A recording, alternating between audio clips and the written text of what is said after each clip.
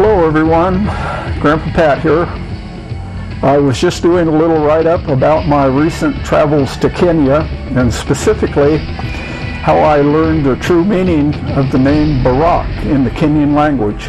So you're welcome to follow along.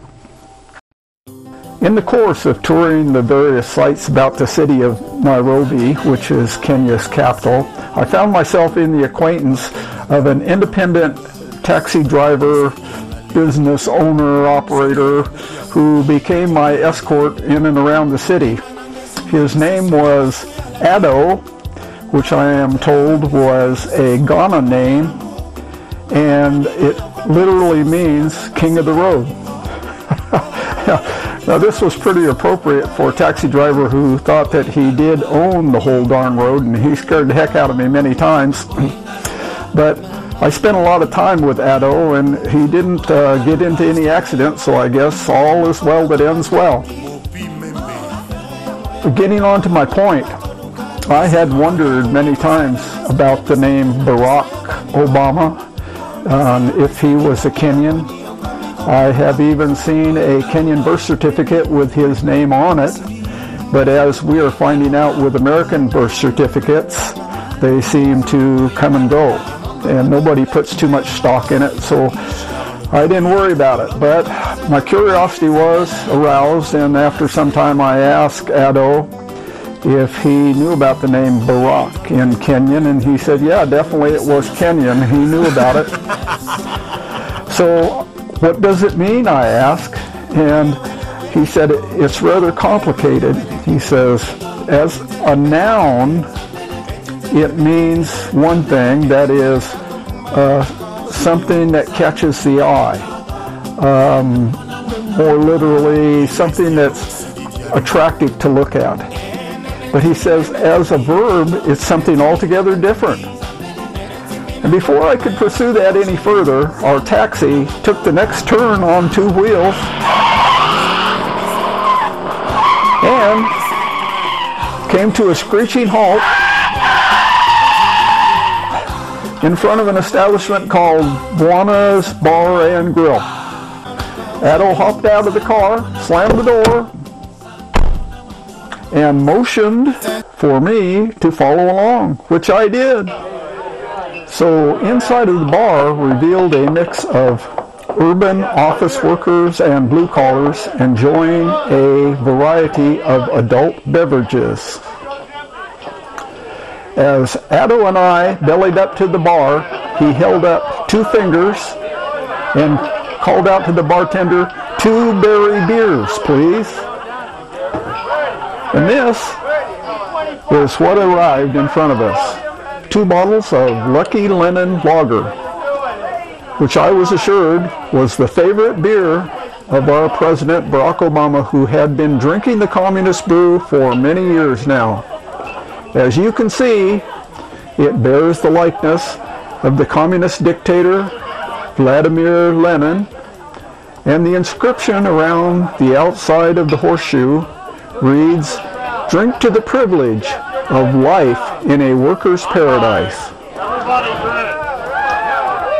As you can see, it looks just like a regular beer, clean and clear. It attracts the eye, no? Yeah, it does. It's attractive to look at. Now, I had to agree with Ado. It looked really good, and my mouth was watering for a taste after a hot day riding around in my suicide taxi with my friend Ado. So we raised our glasses and made a toast to the first black American president and pulled down our first taste. And this is where the noun became the verb.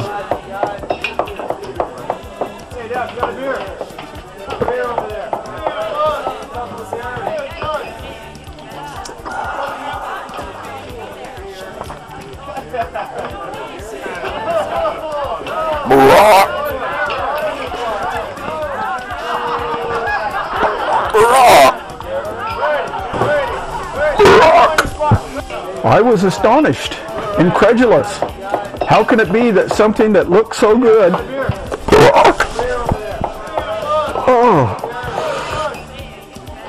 tastes so terrible, and just keep backing up on you time after time.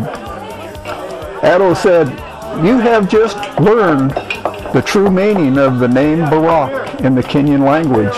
It's just like the beer. Appears to be clean and honest.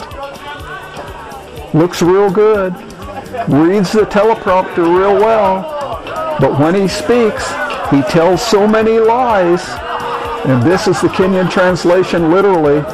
His words hang in the air like a stale fart in a crowded elevator. Not a huge roar of laughter from the crowd of onlookers who joined in the fact that this was an inside joke, and the joke was on the American tourists. I had no choice but to play along. Up and down the bar, all of the patrons joined in as they raised their glasses of Lucky Lennon Lager, also known in Kenya as berry beer, and they all drank and offered up their salute to our American president.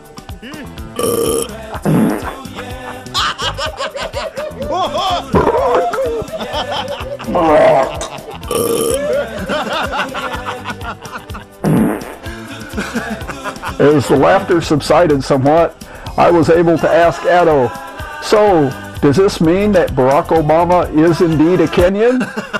This brought even more laughter from Addo and his comrades. No, no, no, no, no, he said. Don't try and lay that off on us. He's 100% American now. And so, my friends, that's the true meaning of Barak in the Kenyan language. You have just been exposed to an example of creative literary nonfiction, so-called because it's a method of using a fictional story to teach a non-fictional truth. And this brings me to the sponsor of this video, which is my ebook, which is in the Amazon website in the Kindle bookstore. And the name of the book is Dog Whistle, The Global Warming Battle for Your Mind. It's the story about how the government media complex creates these various crises out of thin air and what you can do to alter the course. So, what do you do? Get on over to the Kindle bookstore on Amazon. Buy a copy of my book. Well, that's about the end of this for today, my friends. I appreciate you tuning in. Thank you very much. Here's to you.